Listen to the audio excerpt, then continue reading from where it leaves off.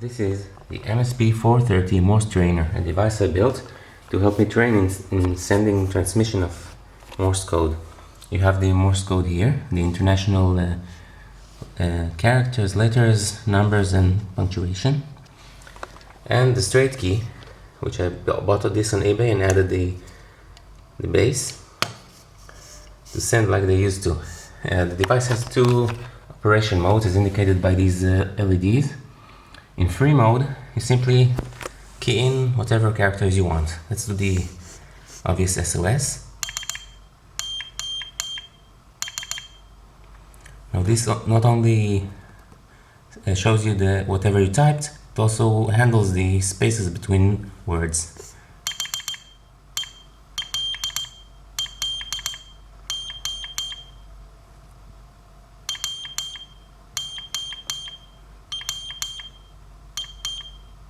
No, this is not what I meant to write, but you can adjust the speed limits and the speed definitions in software to have it match your skills.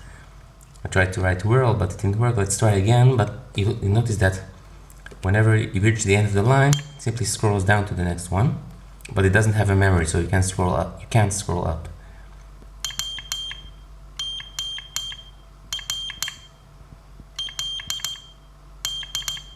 Okay, I had it right except for the spaces, but that's because I'm holding the camera in the second hand and I'm talking while doing it, and I'm not that skilled in Morse code. If you want to reset, just a short click on this micro switch. It brings you back to the original screen. Now let's say you are skilled enough in Morse code, so you want to test yourself. You make a long press on this micro switch. You're going to test mode. In test mode, you're presented with a 16 character test string. You have to key it in and you have to be fast because it takes spaces into account as well. You have the score up here. Let's try this.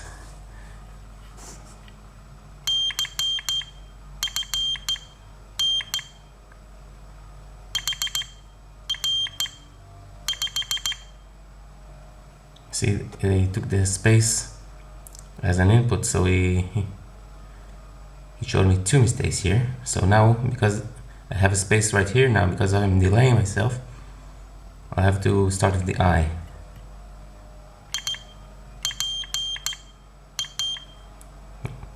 It's going too fast, but again, what I'm doing is without filming, I'm much better, believe me. There.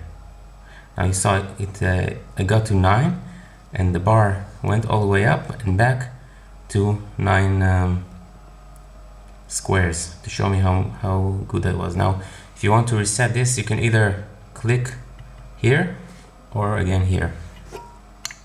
Then you're given another random string. This is truly random, it won't be the same when you power up the device another time.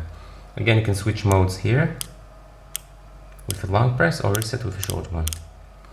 Now let's see what goes on inside this. First, it's powered by this is a power converter from 3 volts to 5 for the USB, and this goes in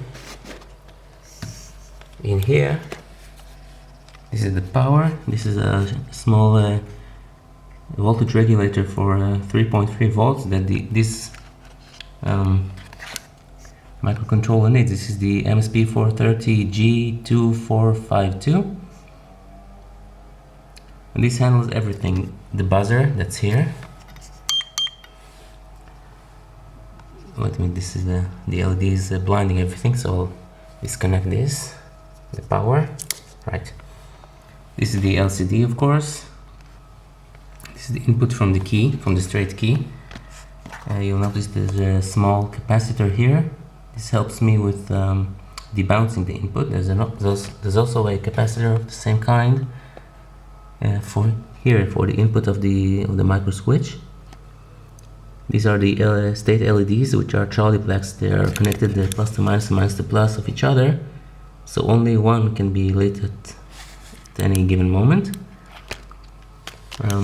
This is a common ground for all the devices. And that's it. Here's the potentiometer for the contrast of the LCD. You adjust it here. And all this is housed in a cardboard box from a webcam that I got. Seems appropriate. You won't believe how long I saved it for building something, and the chance came at last. So this is the MSP430 Morse trainer. You can download the code and the schematics or whatever else information you need in 430.com. Thank you for watching.